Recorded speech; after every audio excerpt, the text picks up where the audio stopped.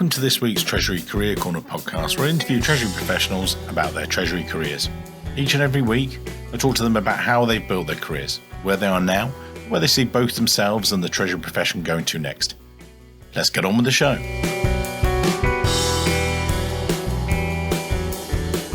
In this week's show, delighted to be joined by Tor Stian Kjøllesdal, the Vice President and Head of Treasury and Tax Competence at Equinor. Now, for those of you who don't know, Equinor is an international energy company, formerly called Statoil.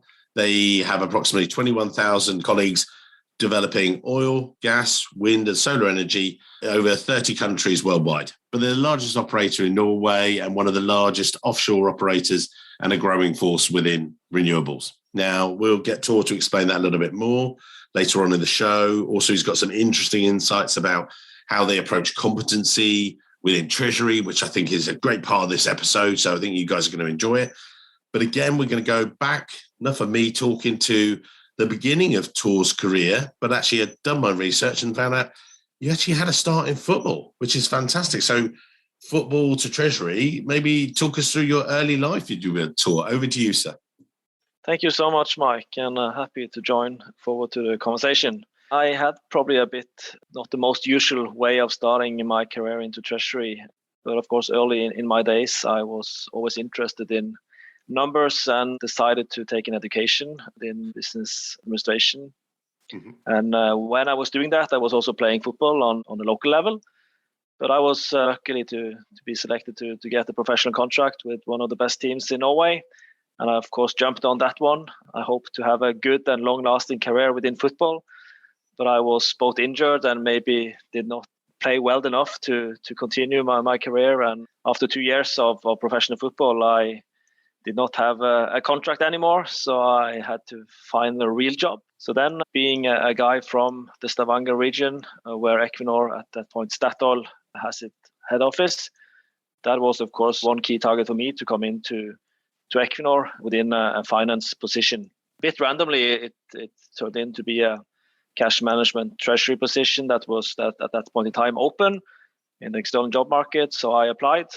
It was a good match. That I found out afterwards that the hiring manager, he was a big football fan. So at least I was able to speak out from the bunch of applications and at least got my spot in the interviews where I could explain more about myself. And that went quite well. So I got a position, and my first position in Equinor was in the central payment unit, global team handling all the payments in the company. So that was my start within cash management. It was also a lot of people when I came in that was questioning, okay, football player coming in here. So I've always said that I think that was actually a benefit for me because the expectations were quite low because they thought that a football player could not do that well in Treasury. I'm not sure why, but that I think was some of the impressions around. But then I joined that team, worked there for a couple of years. And then I was actually asked to head up the team. So that was my first move in the Equinor organization. And just jumping in there, Tor, and it's an interesting one. So I'm a mega keen rugby player and, sort of played rugby since I was 11 all the way through my life and things. And then people in the UK have sometimes a very old school view of rugby players, big drinking. I like a beer every now and then, but the thing that I've done, and I instilled it in my son, and I hope my other son does it, and everything else, and my daughters, I love them. Team sport, that's what it's about. It's not about whether or not we win or lose. It's standing shoulder to shoulder with those guys and that collaborative team. And when we have interests that you put in a CV and stuff, and people say, "Oh, do I put?" Yeah, if you've got those sporting things, because it makes such a heck of a difference, I think, on a interpersonal level. Did you think that maybe, and again, maybe falsely, so football, they have a, sort of a very narrow view of what it is? Or did you find that actually having the discipline to train and all those things, that's what helped you, would you say, at that early stage in your career? Yeah, I think it was a great benefit, and it's maybe a bit boring answer because many people say so, but it is true. Kind of being part of a team sport in your childhood and also when you grow up really is a benefit. Also moving into an organization which has a lot of the same things to focus on. And in addition, as you also say, the way you are able to set up your own targets to try to achieve those and to do that together with others. has been also for me a great experience that I have utilized in my working career. Yeah, amazing. So you sort of that got you in, as you say, into your finance and treasury, and you started to grow that. So you started to draw on those skills. Talk us then through, or come back in this. Or I thought it was important to sort of reflect on that a little bit as well, because I think you need to highlight it as well, because it's a thing to be very proud of. So talk us through. Yeah, and when I came in, I did not have a clear plan of becoming a leader or growing quickly in the organization. In one way, I think it happened, but it also, of course, happened by the way I was working and what I delivered. And I also saw a great potential and an interest of being both a leader, but still working with Treasury as a profession, which triggered me a lot. So I was very happy and keen to go on when I was asked to take up the leadership position for the team. Moving from being a colleague to leader was of course one of the big question marks for me. How will that work? I think that also went well. Again, utilizing both my personal skills, making sure that you build the necessary trust with people, that you communicate in an open and transparent way, and that you care about people, and also utilizing your professional knowledge to be a good discussion partner, but not always give the answers. I think that's also an important balance, to sometimes coach people to take their own decisions, even though you know the answer yourself. So I continued that role for 3 years. Then I was asked to take another challenge, which was to take one step further in the ranks and head up a bigger area where the central payment unit was part of it. Now we also included accounts payable, accounts receivable, our internal bank operations, and our back office activities for Treasury. So then I was starting to be leaders who run their own teams. That again creates a new dynamic as a leader. You need to be even more focused on coaching. You need to make sure that you empower the leader below you to take their role and to grow, and also accept and hope and encourage them to kind of come forward with more qualities and better decisions than you would have taken, and not be afraid of hiring the best people also there to really challenge and to grow the function. And when you were at that early stage in your leadership journey, if you like, and you then were stepping up and leading a much bigger group of people, and you're relatively young at that stage as well, and you might have had some good experiences, and there'll be listeners today, and I've reflected on it a couple of times, when you might have someone that's twice your age and you're their boss. And how did you then sort of get over that with people? Or, what was your way of dealing with those guys and coaching them, would you say? I was around 30 when I took that new challenge and it was an organization of 100 plus people in total. First of all, you need to trust your own skills and you need to go forward with who you are. And for me, the most important things to succeed was to create trust and spend time with the people, to be present and to be open for both feedback and also to be clear on the direction that you give. One of my benefits was that I already at that point in time had a very good understanding of the tasks and profession that we delivered. So that in itself was a good step of building that trust, because people knew what I was talking about and they saw me as a good discussion partner in professional topics.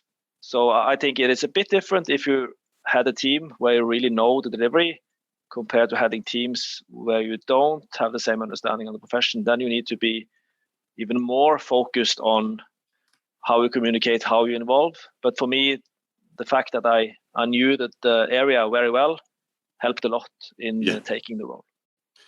And so then you continue to develop. Maybe, again, could you explain a bit more about the company itself, Statoil? Just, again, I know the group very well, but then we have a lot of listeners in the US, might not know the group so much, or, maybe you could sort of just explain about who the group are and some of the diversity of it. So Statoil at the point back around 2010 was more or less a pure oil and gas company. A lot of high value transactions in and out from a treasury perspective, big numbers. So it was important to have a sophisticated treasury setup. The people working in treasury in Statoil before me were very innovative and had a lot of good ideas. We were front runners setting up in-house bank modules with SAP back in the 90s. We had centralized treasury organization in place already early 2000 and really benefited from a global and centralized both system and process perspective. So we run the kind of the treasury function from Europe. We had 2 centers, one in Stavanger and one in Belgium. We are also were always seen as front runners when it comes to technology and use cash management solutions as an example. One of my responsibility was our internal bank, which already at that point in time was very sophisticated and had most of the feature you will see in an internal bank. And of course, from a treasury perspective, we have had a strong focus on risk management and manage our liquidity positions and the high value streams that are going through the company in a good manner. Has there always been an ethos of the group, that sort of that trying to lead and others follow? Because sometimes that can be quite hard work, if you like. I've said sometimes that some treasurers and some treasury professionals are late adopters, treasury management systems. They say, well, actually, no, we'll come around to that. Let some of the other guys go off and, lead on that stuff. And then they can make all their mistakes and then we'll just come in and copy them at a later stage or replicate what they've done, but in half the time sort of thing. It sounds like, though, you guys were much more sort of leading edge. Why was that? Yeah, I think there has been deliberate decisions that we see benefits of those new solutions and think that we are able to actually implement them and get the value of it. My next step after heading up the APAR payment area was to move to the corporate treasury function and be more strategic responsible for the whole cash management infrastructure. And one of the first steps we also jumped on there was to a full-blown treasury and payment improvement project with the basis of an SAP S4 implementation, also one of the early runners, but then also did a full-blown process walkthrough and also implemented a lot of automation tools. Again, not a straightforward project, bumpy road, but still putting us in a position that we could benefit from later. And I think there has been people both before me and also that has been one of my triggers on getting motivation and engagement at work is to really explore new solutions and to always strive for the improvements that make an impact for the company and for the function as such. And are you measured on that? Is that one of the things that sort of, given your sporting career and things, you want to always achieve and step up? Is that one of the key things you would say? Myself and also I think our organization has always been ambitious. And when we put forward our performance goals, we try to put forward things that we think can create value for Equinor and make sure that we are enable business and make sure that Equinor can do the things that they do. Treasury is of course here for the business and not the opposite. So that is also a nice angle into it. Talk us through then the developments of you and then maybe how the group evolved as well, if that's the right way to put it. So taking the cash management responsibility from a functional perspective and a strategic perspective, we were well positioned to start on the ongoing Equinor energy transition. All that the world is changing. There's a lot of focus on renewable energy and oil and gas has a different kind of reputation now than before, even though that we see gas is coming more and more into play given the turmoil and the volatility in all markets lately. But again, by being proactive and being frontrunners in some area, we were again positioned well to kind of help the company starting on that journey. So the last years has been a lot of focus, as you also said in the introduction, around the renewables business. So we are we are an energy company. We have a lot of assets in offshore wind. We are developing solar and we are putting more and more of our capex into that part of the business. Still also optimizing the oil and gas, making sure that we bring value from those assets. From a treasury perspective, that was also important to adapt to. And my next move was to take a broad responsibility for what we call in Equinor the internal treasury. So as such, you could say that a regular corporate treasury scope, we split it in two. Okay. So we had one guy heading up the more external part, the capital markets part.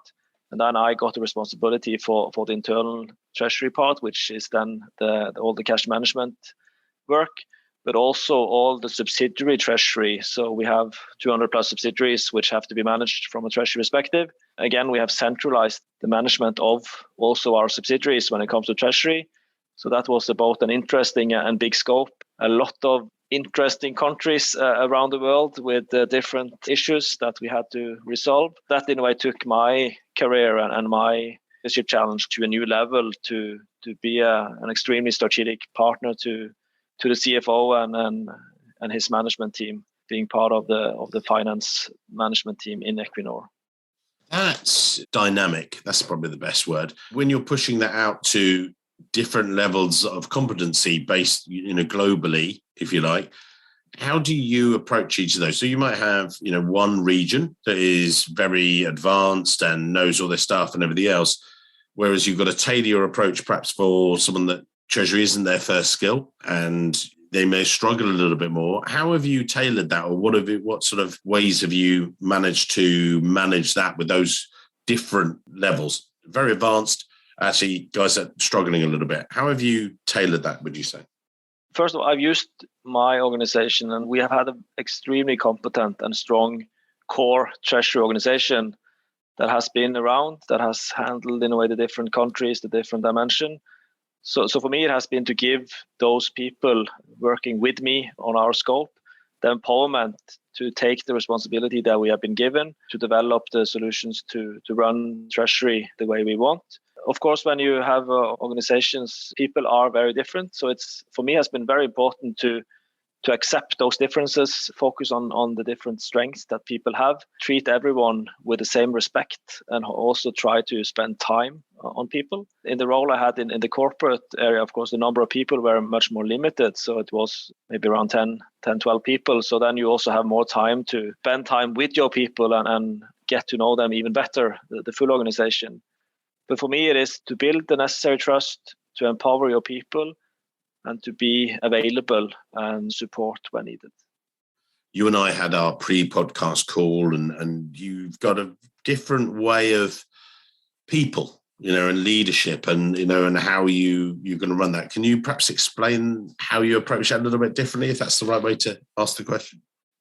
So I actually got a new role 1st of June last year, following a reorganization in Equinor, where Equinor as a company have decided to implement what we call these competence centers for the different functional areas.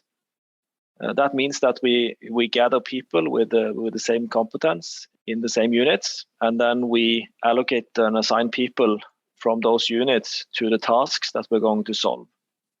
So that means that I now head up the competence center for Treasury and Tax.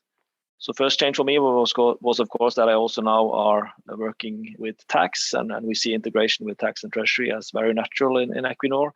A lot of common themes to focus on. And then my main counterpart, which is the head of treasury and tax in Equinor, he will then utilize the resources that I have in my organization to deliver on the tasks.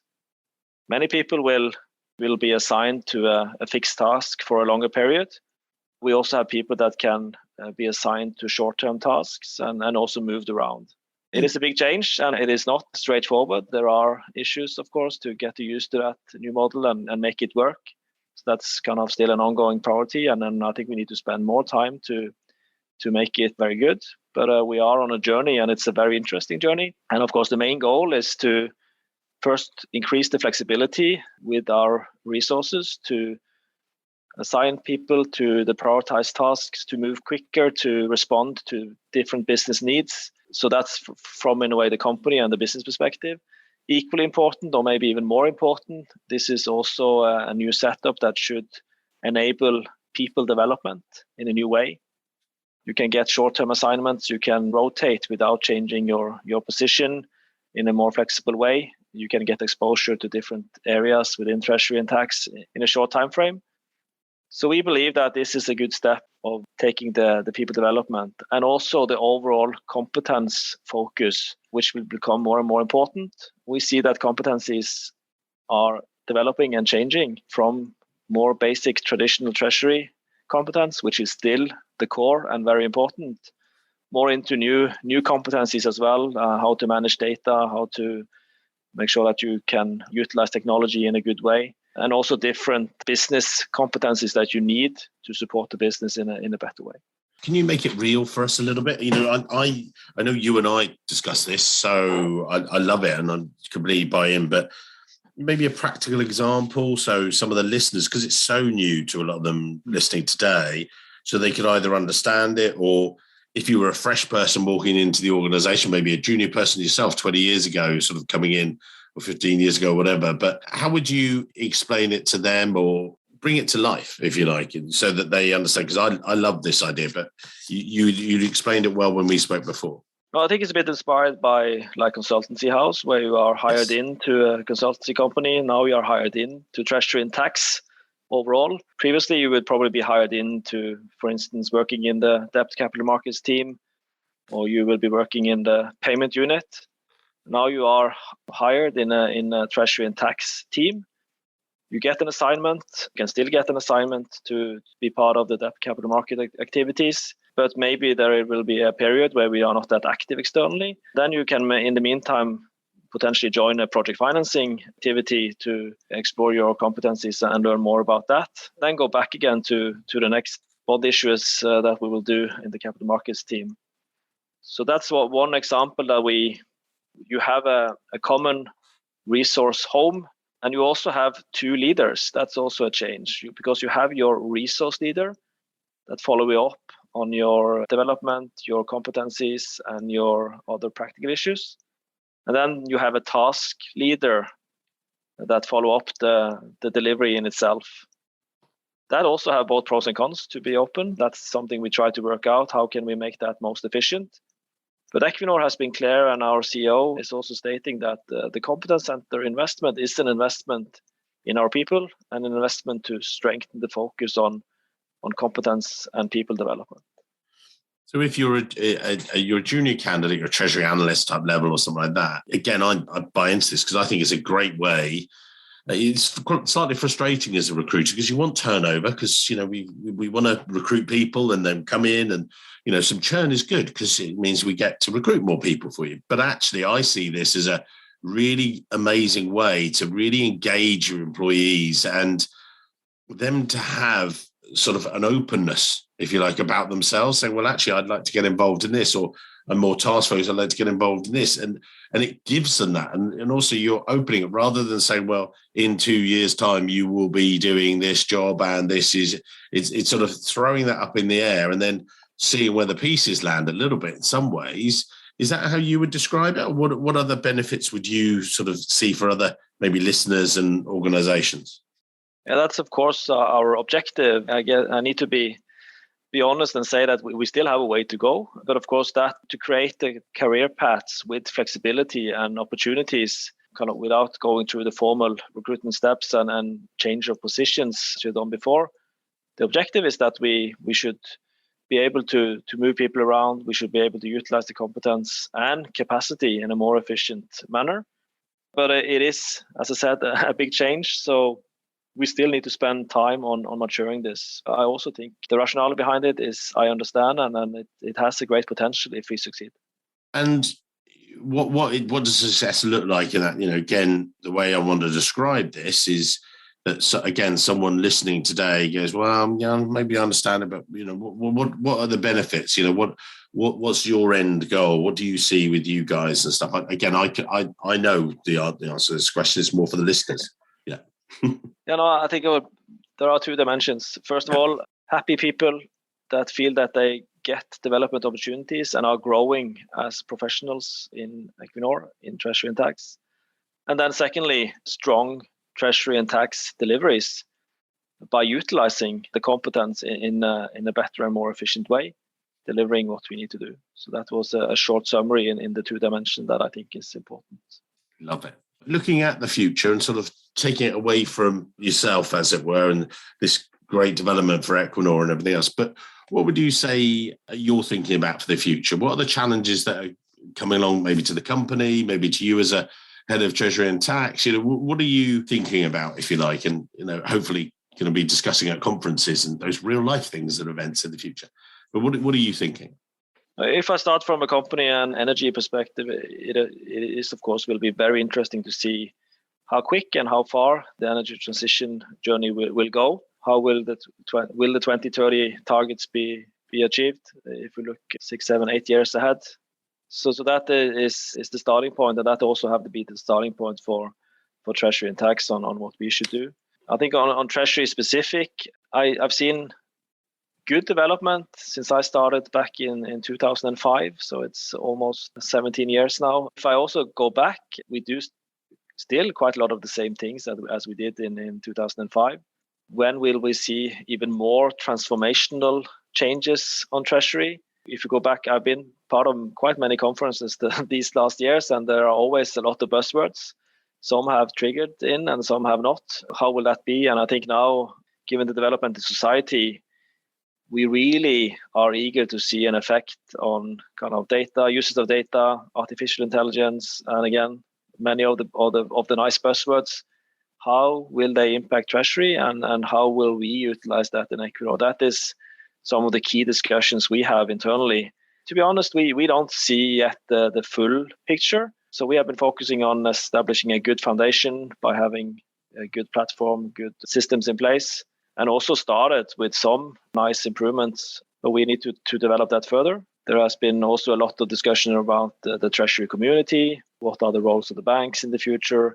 How will the infrastructure be carried out? But still, maybe more question marks than answers on those most transformative things. I can't remember if we actually did it on, I don't think we actually did it on the show, but I talked about this with a guest before, that they said, look, there's a lack of innovation in the banks. And I was like, oh, right, wow, that's quite a statement. We didn't actually say it on the episode, but actually when he qualified it, I could understand. He said, look, the problem is with a lot of the banks is that they don't have, they struggle to get the talent in. What they do is they let a number of companies out there, payments companies and different groups, sort of develop their own solutions. And then when they find the one that wins, when one of those rises up above it, they've gone through all that hassle of setting themselves up or, doing that. They say, well, and there might be one or two founders, they said, well, they just sweep in and they'll buy that competency. They'll buy that product. Because if it's working and it's proven and these people have gone through this, he said, so it's not actually a lack of internal innovation, but there is massive innovation out there. But he said also they're going to be winners and losers. And also they de-risk their balance sheet by not having it, them having to go through all the heartache and hassle. Do you see that yourself? Is that something you've noticed from some of your banking guys that you noticed, or have you not seen that so much? What's your sort of thoughts? Yeah, I think we see kind of development on the business model side, but still banks are still the key point for us, and relationship with banks are a key element in a Treasury position. I think if you go back 5-6 years, some would expect the fintechs and the alternative solutions to have a much bigger space now than they have. But I think what they face is that the complexity in this business is so big that it's almost impossible to build up big scale companies from scratch. So you need to partner. I think the banks also do the right things to partner and utilize both technology and competencies from different parts. So there is a lot of good development. I think it's fair to say that the banking industry has developed more on the personal banking side than at least on the big corporate side. KYC is one of the main obstacles of running efficient banking for us. So it is still room for improvement to increase the speed and quality between big corporates and banks, and that's also one of our focus areas. And you mentioned there, just earlier about yourself and where you as a treasurer, see this development. Obviously, you're leading this with the competency framework, and which, again, the focus on people development and competence and the sort of the skills versus, the tasks. And I just love this idea, even though it's working me out of a job, but keep going. And people love it and things. But just on those, anything for you that you think, yeah, this is what people need to be thinking about as we develop and grow Treasury? Again, for my perspective and for the role and for Equinor Treasury, first of all, we need to make the new model work and improve it day by day. But of course, most importantly is that we need to make sure that independent of the model, we need to deliver high quality Treasury activities. So that will be still the key focus areas, both for me and the Treasury organization. We have a very good starting point. We have extremely competent people, great organization, and are set for the future. So I'm keen to see also the external development, how they will impact us, but I think we should be ready for most of it. Excellent stuff. Well, we'll put your details, your LinkedIn details in the show notes, Tor, and I knew it would be amazing. And, you and I talked a lot about this and, that key thing about the way that you guys are approaching Treasury as we move into the future. Any final closing words? Someone's listening today and they're thinking, well, number one, they'll want to connect with you, I know, because this would be great to have you in the network and everything else. And great about the growth you as a person. I think that's fantastic. But any final words of advice to the listeners today about what they should be doing if they want to have a career like yourself? What would you say to them? Yeah, no, I can highly recommend the career within Treasury. That has been great fun for me. I think most important for me has been just focusing on every day to deliver good results and to work good with your colleagues and your people. Build trust with the people around you. That has been key for me, and really utilize all the competence that your colleagues and leaders have to put a joint force together to develop and impact deliveries from a Treasury perspective. Amazing. Thank you, sir. Thank you for your time today. And, I know you're incredibly busy, so I really appreciate the lessons you've shared with everyone there, and look forward to, as always, seeing you soon in the real world, and hopefully at a conference not too long from now, and visiting your beautiful country. So look forward to it, sir. Thank you for your time. Thank you. Thank you, sir. Hello, it's Mike here again. I hope you enjoyed this week's show. If you did, then maybe you want to follow the show or subscribe, depending on where you listen, whether that's iTunes, Spotify, or another great place to listen to the show from. It's totally free and means that you'll be the first to see each and every week when we release a new show. And maybe whilst you're there, you could even leave a quick review. Reviews and ratings are among the most important metrics for a podcast to effectively rank. And as you can probably appreciate, the podcast is a lot of hard work to produce every week. It'd be amazing. Just take, say, 20 seconds, leave a quick review of my amazing guests and their great career stories. We'd really appreciate it. Thanks very much, and I can't wait to see you soon.